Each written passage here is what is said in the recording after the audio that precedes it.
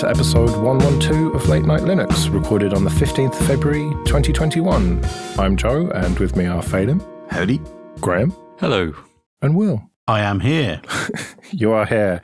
And it was Valentine's Day yesterday. I'm sure you all remembered and got your significant other relevant presents. Yeah, we drank an extra bottle of wine. You'll be nice and fresh for this then. So, lots going on in the news over the last couple of weeks.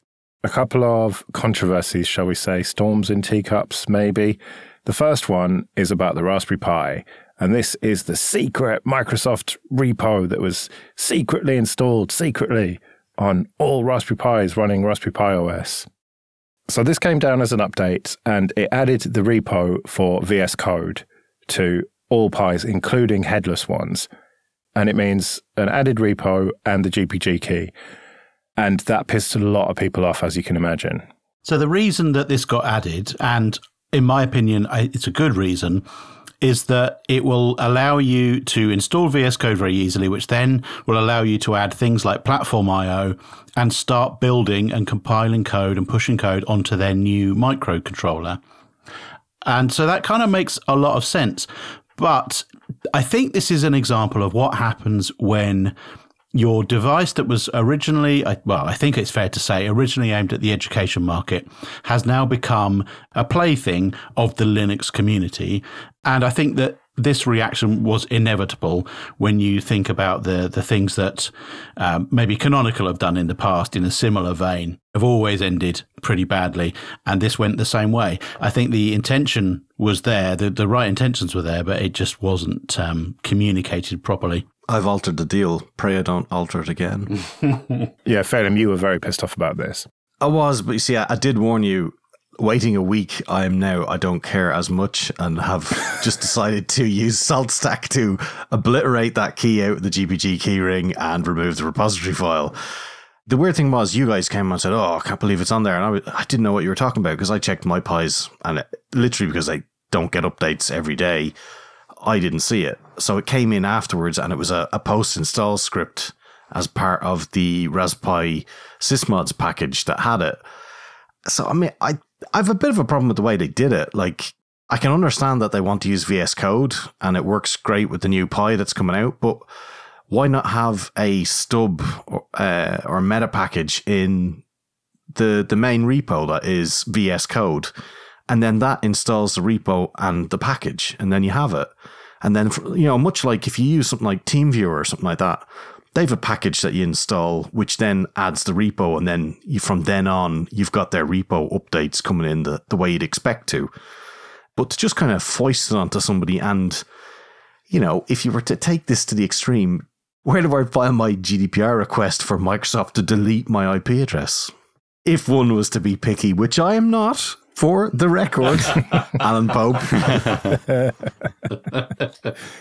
Yeah, Popey did write a blog post about this, one of his one-a-day blog posts, and he just says it's nothing, it's fine, it's not aimed at us, it's aimed at education, which is a reasonable point and is why I swapped my Pi out for Ubuntu, which is slower.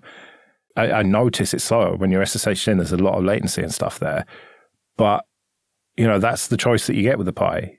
The most frustrating thing for me through this has been the fact that the VS Code remote plugin doesn't work with Raspberry Pi Zeros because they're still using the older ARM processors. I think that this would be a good opportunity for Microsoft to fix a bug that a lot of people have hit and a lot of people have asked for, and they've said no, they're not interested in doing it. So I think they could save some face here and do me a favor and fix the remote code plugin for VS Code on Raspberry Pi Zeros. Thank you very much. I think both you and Phelim are right, Will. Firstly, VS Code is really good. It's a Microsoft product, but it's an excellent editor. Loads and loads of people are using it now. If you've not, and this is from somebody who uses Vim. I really like VS Code if I need to do something. So your opinion is not worth it. But I mean, Arduino stuff, you can install the Arduino libraries through the plugin system, and you don't have to use the Arduino ID, for example. It does some really cool stuff. And I can totally see where the Raspberry Pi Foundation have come from. I mean, Eben's kind of response was like they'd not even considered it. But at the same time, it's a nice little conduit of data for Microsoft, I imagine, and probably part of the discussion, and this is totally me saying this, it could easily be part of the discussions that the Foundation has with Microsoft. And yeah, I think I would like the choice as well. I think I would, or at least it to be flagged with maybe an option to disable it after the effect. If it was a new version of the OS, like in 11, say, and you knew it was coming as part of the install, that's fine. But midway through, I just find that as a bit weird. Well, I think the big problem that people have here is the seemingly tone-deaf reaction to this. Eben, for example, on Twitter, you mentioned it. He said in reply to someone, sorry, I can't understand why you'd think this was a controversial thing to do. We do this sort of thing all the time without putting out a blog post about how to opt out. And this, to me, speaks to a larger issue with Raspberry Pi, whether it's trading or the Foundation. The lines are a little bit blurry there sometimes, but the Raspberry Pi organization, they put a fella in charge of this distro who had never used Linux before. What the fuck do you expect to happen? Like, Phelim, you came up with a solution early on in this conversation of how to do this properly because you have been using Linux for 20 odd years. Simon Long has been using it for about 3 or 4 years at this point, and he's been fucking in charge of a distro that whole time. And he's learnt some stuff, and he's a clever fella, but he doesn't have that experience. And that is part of a bigger problem with Raspberry Pi. Linux is a means to an end. Open source is a means to an end, and that end is educating kids about computer science. For them, they're not flying some open source or free software flag. They don't ultimately care that much about that. They will kind of default to open source for pragmatic reasons, and they will use Linux for pragmatic reasons. It is the best operating system to run on ARM hardware like this. But they're not Linux people. They are hardware people and educators, and that is their mission. And so shit like this is just to be expected. I think the problem there is that sort of tone deafness. Like, how far does it stretch to other areas of the OS, like security-wise and things? I mean, I've never done an audit of any of it. Does it make you think again if you want to install it again? I mean, obviously, you've changed some of your Pis over. Is it enough to overcome my inertia of redoing a few, or maybe I'll throw it on a few other ones? Like, has it kind of spoiled it a bit for you? I don't know. Well, for me, it was sort of the last straw, really. I've seen some other decisions that I wouldn't necessarily agree with in Raspberry Pi OS and Raspbian before it. And apart from it being slightly slower, which I ultimately don't really care about, I'm happier on Ubuntu because that's what all my other boxes are running underneath, at least, is Ubuntu. And so I'd rather know, okay, new kernel comes out, it's time to reboot and all that, and just have them all sort of in sync. So I'm happy to move away from it and leave it for the people who want to use it. But that's the thing, you have the choice with the Pi. You don't have to use Raspberry Pi OS, thankfully. But we've already said, I don't think it's the Raspberry Pi's main Foundation's mission, really. And I respect that. They're focusing on education and on spreading the message that they want to spread. I do hope that this makes them slightly reconsider their approach to doing things like this in the future. And I think we can only hope that they do that by, having an open conversation and not being too judgmental about things like this. I don't think that that's going to happen, though, Graham. I think that they have just sort of put their walls up. Oh, it's anti-Microsoft hate and, just thinking that it's this minority of Linux users, which it is. It's a vocal minority of people who've pointed this out to them. But it's not necessarily just about Microsoft and the history that we have there, the checkered history, shall we say. It's about doing something that Linux distros haven't done traditionally and arguably shouldn't do and should know better than to do. And I don't think will learn anything from this. And that is the sad part about it. But VS Code is ultimately an open source project. So why should any one open source project be allowed to have their repos added to a Raspberry Pi, but VS Code not, because it's owned by Microsoft? Because it's about the change. It's about changing the distro from under people who are using it without telling them. It's adding a repo. Even if you added any other repo, it's not on to just do that, or it's not the traditional way to do it, let's say, to just add a repo without telling anyone. Ubuntu will disable repos without telling you when you do a dist upgrade. So, I mean, that's fine. No, it doesn't. It's not without telling you, though. It tells you when you do it. No, fair. It tells you these will be disabled. And that's the thing. It's not just something that happens with unattended upgrades installed, whereas this did. And that's the issue that people have with it. It was done silently, as if people just wouldn't care. And most people don't. Most people who use a Raspberry Pi don't give a shit, but a few people do. And that's the issue here. It's not that it's Microsoft. It's just that they did something that traditionally you haven't done. I want to say something that you shouldn't do, but that's a matter of opinion. But it's something that traditionally has not been done. It's not expected of a Linux distro to do this. I disagree. I think this is entirely because it's Microsoft, and everything else comes secondary to that. I don't know. I think any company, any big third-party company should be equally scorned for being added like that, I think. I don't think it's necessarily about a big company. If you added just another repo of, I don't know, like VLC's own repos, just some random open source project, that still wouldn't be on as far as I'm concerned. It's not the done thing to do without telling you that you're going to do it. It's not so much what they did, it's how they did it that I think is the problem here. Okay, this episode is sponsored by Datadog, the unified monitoring and analytics platform for comprehensive visibility into cloud, hybrid, and multi-cloud environments. Quickly analyze the performance of your Linux servers in real time with customizable dashboards and troubleshoot Linux issues in seconds with a unified view of your metrics, traces, and logs all in one place. With integrations for over 400 technologies, you can even use Datadog to monitor key Linux source metrics alongside data from the rest of your stack to get full visibility into the health and performance of your entire infrastructure. Start your Datadog trial today by visiting datadog.com/late-night-Linux. Start your free trial, create one dashboard, and you'll get a free Datadog t-shirt. That's datadog.com/late-night-Linux. The other big controversy over the last couple of weeks came from a tweet by Cyber Anthony, is his username, at Luca Bongiorni. What the fuck at Microsoft at Ubuntu? And then it's a screenshot of Dane Redman, who is enterprise development at Ubuntu, sending him a message on LinkedIn saying, "Hi Luca, I saw that you spun up an Ubuntu image in Azure. I'll be your point of contact for anything Ubuntu related in the enterprise.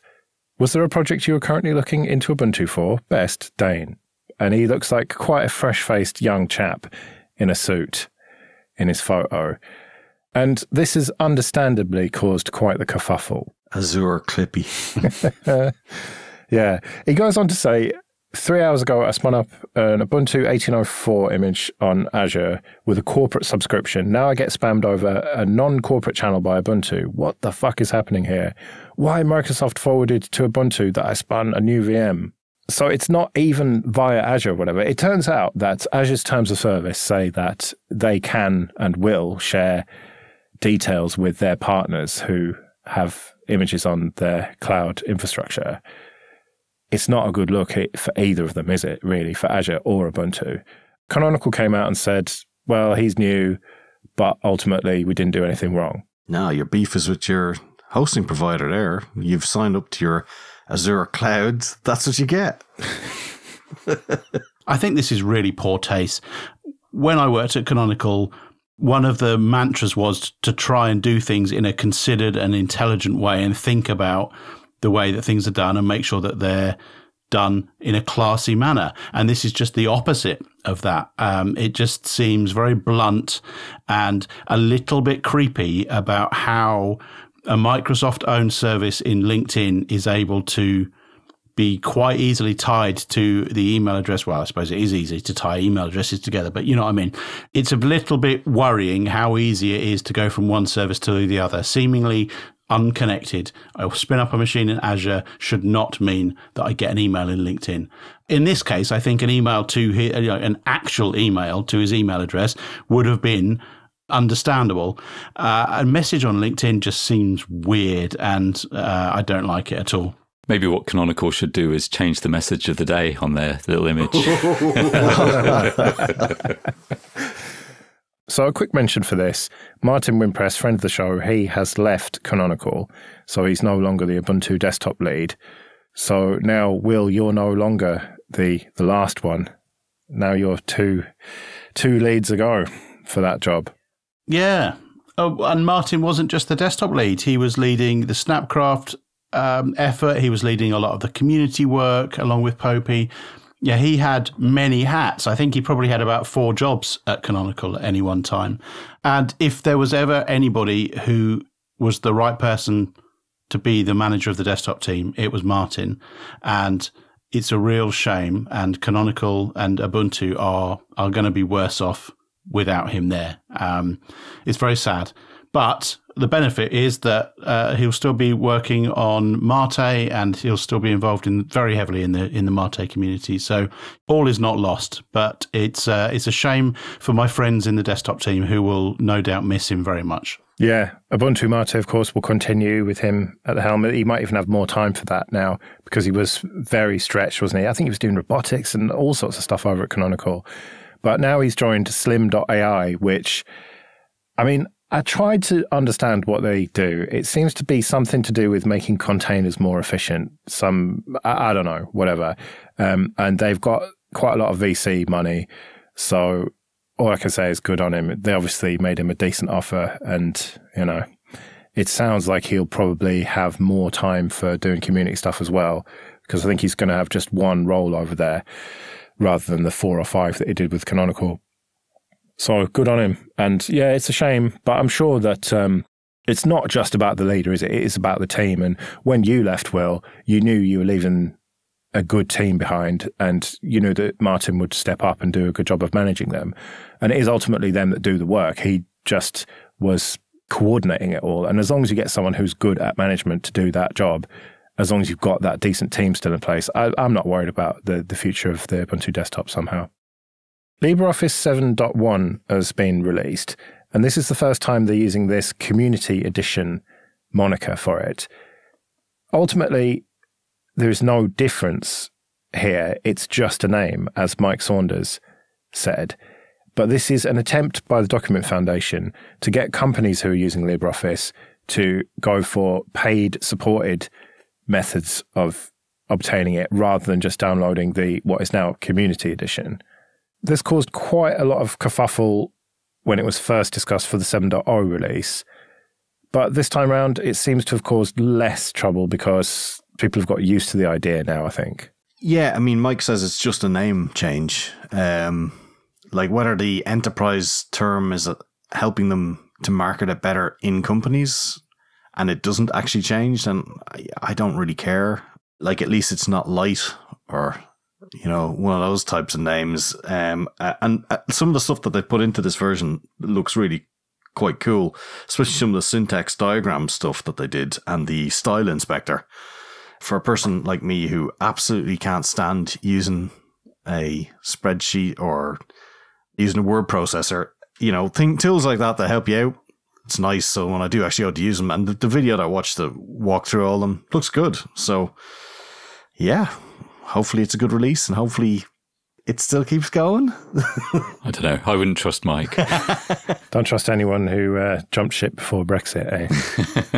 Could it be that calling it the Community Edition will just put companies off completely, though? And instead of shepherding them towards these paid-for supported versions, they're just going to say, oh, no, that's a community thing. That's not serious business. We'll just go with Microsoft. I think you're maybe right. I don't like it. I think it's already a muddled name. It's a muddled brand. They're fighting OpenOffice.org, and it just adds just another layer to that. But at the same time, I'd like to give them the freedom to experiment with different kind of branding and different kind of angles, and maybe it works and they've got some insight that I don't have. But for me, it doesn't work. Okay, this episode is sponsored by Linode. Go to linode.com/late-night-linux to get started with $100 free credit. Whether you're working on a personal project or managing enterprise infrastructure, Linode offers simple, affordable, and accessible cloud computing solutions that allow you to take your project to the next level. Simplify your cloud infrastructure with Linode's Linux virtual machines and develop, deploy, and scale your modern applications faster and more easily. Linode has 11 global data centers and provides 24/7, 365 human support with no tiers or handoffs regardless of your plan size. In addition to shared and dedicated compute instances, you can use your $100 credit on S3-compatible object storage, managed Kubernetes, and more. Let us know about the projects you've been using Linode for, and we might mention them on the show. I recently moved our website over to Linode, and I'm really happy with it. So go to linode.com/late-night-linux and click on the Create Free Account button to get started. That's linode.com/late-night-linux. Something that I saw go by and didn't pay much attention to until one of you guys linked it in our private group was accused murderer wins right to check source code of DNA testing kit used by police. Yeah, so this is the story, reading from the Register now, of attorneys defending Corey Pickett. And basically, the DNA testing kit that was used to propose his guilt, or whatever the right terminology might be, is proprietary. And it's based on a closed algorithm that's had many years of research, apparently. But of course, somebody's freedom depends on the veracity of this algorithm. And so the defense want the right to access the code, which apparently is it Matlab? I can't remember now. It's like thousands of lines of technical geekery Matlab code. But it is really interesting, not only because from our open source perspective, because we in our private channel discussed the effect of this, the proprietary code has on cameras and digital videos and that kind of stuff. And I do think we should have the right for the code to be visible, and for us to, and for people accused of something and being found guilty of something because of code to be able to scrutinize that code and make sure that it's right. I think one of the telling quotes was Mark Perlin, the guy who owns the company, who said he argued against allowing them access, says it consists of 170,000 lines of Matlab code, is so dense it would take 8.5 years to review at a rate of 10 lines an hour. And we're supposed to believe there's no bugs in that then, yeah? It's terrifying, especially with things like machine learning and stuff where you don't know how they work because you've trained it with a model and it's based on how well the model works. I mean, I don't know what's going on in the Matlab code. It's probably not that, but you really should have access to these things if they're going to hold people's lives in their hands. Yeah, especially in America where it literally is people's lives, not just life in prison, but like actual execution. But ultimately, there's not a solution to this because nobody can review that amount of code. You can't prove it even if you do. I don't know, maybe it comes down to expert witnesses and having more than one test, 5 different algorithms. But a really good article for people who might want to look into this in the sense of when they were creating the Raspberry Pi camera, I found that fascinating to see how they actually create that image from that sensor. And that'll tell you all about how none of these things are black and white. It's very, how it interprets the data in even creating a photo of a scene that you can see now. And then it's going to go and interpret like DNA results and stuff like that, which is probably more complicated. It's crazy. Yeah, and then deep fake DNA results that have been, engineered to look absolutely accurate, but of course aren't. This crazy digital world. We need to get back to analog synthesizers.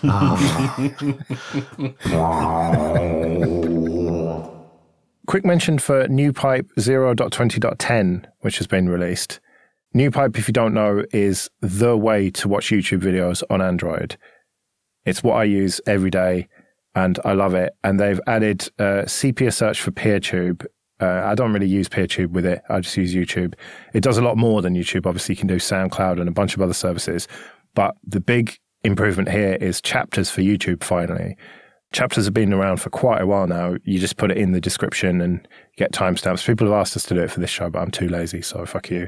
But some of the videos that I watch have chapters, and it is quite handy. So it's good to see that they're keeping up with that feature. And yeah, NewPipe, I can never say enough good things about it. Yeah, it's excellent. And something you put in, Phelim, K9 Mail is looking for funding. Yeah, they're hoping to get $1,000 per week to help support the project because they want to spend more time actually on it, and they realize that they're far behind on certain features, that every Android version changes notifications and API versions, and they just love to spend more time getting it up to scratch. And it's my mail client on my phone, so I would like them to be still there next year. What, you're not using Gmail? I'm not, strangely enough. Speaking of Gmail, there was a developer on Twitter this week, and I can't remember off the top of my head what game it was, but I think it was Terraria or something like that. was working on a Stadia version of his game, and for whatever reason, Google cut him off from his Google account. So he was saying that 15 years or whatever of Gmail gone, all of his Stadia developer accounts gone. Nobody from Google was replying to the help support emails. You go on the forums and try and get help there, and it's all just other idiots offering stupid answers. And so he said that that the development of that game for Stadia was cancelled because he couldn't get to his Gmail. Yeah, interesting point. So I have downloaded all my Gmail to Mbox format this week. Yeah, it was Terraria Official on Twitter, tweeted at YouTube creators and at Team YouTube. Our YouTube account was recently disabled. Can we DM you for support? And then, yeah, that didn't go very well after that, it seems. And so, yeah, Andrew Spinks said, I absolutely have not done anything to violate your terms of service, so I can take this no other way than you deciding to burn this bridge. Consider it burnt. Terraria for Google Stadia is cancelled. My company will no longer support any of your platforms going forward. So, yeah, bit of a blow for Stadia, which had another blow. We talked about this on 2.5 Admins, so we don't have to talk too much about it, but they closed their internal game studios. They had a couple of them. So now, instead of making their own games, they're relying on third-party games. And people are just saying, oh, doom, gloom, this is the end of Stadia, as we all knew was going to happen. I think relying on third parties is the right way to go. You can't really scale a gaming platform on all internal games. But equally, I don't get the purpose of Stadia, so I don't care. Fuck them. Killed by Google.com. Yep. It was supposed to be great news for Linux gaming, though, wasn't it? Because Stadia is obviously all running on Linux, and if they got games working on it, then they would have to get them working on Linux, which would mean improvements for the rest of us. But it does look increasingly like it's just going the way of all the killed by Google stuff. Okay, this episode is sponsored by Entroware. Go to entroware.com. Entroware sells computers with Ubuntu and Ubuntu Mate pre-installed. They've got a range of desktops, laptops, and servers, and most parts are configurable, so you can pick the CPU, RAM, and storage that's right for you. If you can't find exactly what you want, then do contact them, and they'll work with you on a bespoke solution that's perfect for your needs. They ship to the UK, Republic of Ireland, France, Germany, Italy, and Spain. And if you do buy one of their machines, there's a little drop-down at checkout, and you can select Late Night Linux, so they'll know that we sent you. So go to entroware.com for all your Linux computing needs. On to a bit of admin then. And first of all, thank you everyone for supporting us on PayPal and Patreon. It really is appreciated. If you want to join those people, you can go to latenightlinux.com/support. And remember, for $5 or more per month on Patreon, you can get an advert-free RSS feed. And you can go to latenightlinux.com/contact for ways to get in touch with us. A quick update on the FOSS Talk Live situation. We've had quite a lot of feedback from people. Still thinking about it. We're going to have something of a meeting with the what I call the FOSS Talk Live players. That's the Telegram group name. The people who have been involved with it before. We need to decide. I want all of their input, all of you guys and whoever turns up to this meeting. So hopefully by the time we record next in a couple of weeks, we'll have some sort of update for you. But it's a big task putting something like this together. So stay tuned. I think it's increasingly looking like video though. So a win for people there. I don't know. We'll see what happens. And come to the next Community Mumble get-together on the 26th of February. That's Friday night again at 10 p.m. UK time. Details at latenightlinux.com/mumble. Recording of the one before last, whatever, recording of one of them is in the Late Night Linux extra feed. So do check that out. We might change the date in future, but don't worry about that for now. The next one is Friday night, 10 p.m. as usual. Right, quick KDE Corner before we get out of here then. The first one is make a KDE theme with no code, just lots of time in GIMP, seemingly. Yes, and I don't understand any of it or how he does it, but it's magic and it's graphical, and if anybody who can do that stuff always want to know how to do it, yeah, it's quite cool, and there's 2 videos so far, so well worth the watch. And we're going to see Plasma 5.21 this week then. Yeah, probably tomorrow. I got a load of frameworks updates, which I didn't do today, considering I thought I might break my machine, so I left it out for 24 hours. Yeah, I can't. That's going to be a really good release. A lot of cool stuff coming. New app launcher, new theme, all the new Sysmon stuff is coming in. new firewall GUI, and there's a load of Wayland stuff coming in. I don't think it'll work for me with multi-monitors and one of them in a weird direction, but it's definitely on the way, and look forward to switching over to Wayland eventually. Is it going to change my wallpaper randomly again? No, I'm not sure actually. I think it's every second or third half release or so that does that. I'm not sure if they're doing it this one. Oh, the excitement. I didn't like that. Suddenly my wallpaper was different after an update. It's still there, still available. I know, but like if I've chosen it, even if it's default, they shouldn't fucking change it. I don't like that. Well, mine doesn't change. Mine's all grey. You'd love it. Yeah. Almost. It should be black. No, but for some reason on this one, I decided to leave it with the beautiful default wallpaper, and it just seems to have changed it to whatever the new default is. So, whatever. All right, Kate, Color Picker and Project Tools. Yeah, there's a Color Picker tool that's in the next version that's coming out, which is really handy if you're doing web stuff and you don't know hex codes off the top of your head, like some sort of weirdo. I mean, who wouldn't? But it buries them in the code, which is very handy for web dev stuff and things like that. So that's quite nice. And they're working on the project integration tool, which was always a bit kind of leaving a dot file in the directory to get it to work. So they're trying to make that better. And they've allowed the ability to switch branches in Git directly in Kate now as well.